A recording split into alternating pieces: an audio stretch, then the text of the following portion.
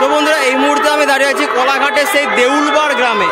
দেউলবার rock boys কমিটির পরিচালনায় এই বছর শ্মশানকালী মায়ের পুজো খুব ধুমধাম করে অনুষ্ঠিত হচ্ছে এখানে।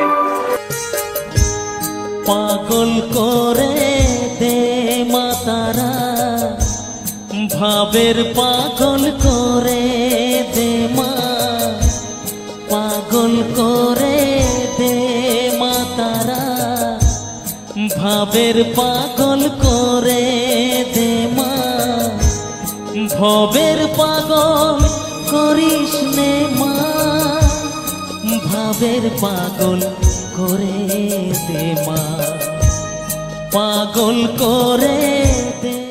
শ্মশানকালী মায়ের পুজোকে উপলক্ষ করে এই স্থানে এসে গেছে এডি সাউন্ড প্রো রঘুনাথ বাড়ি থেকে।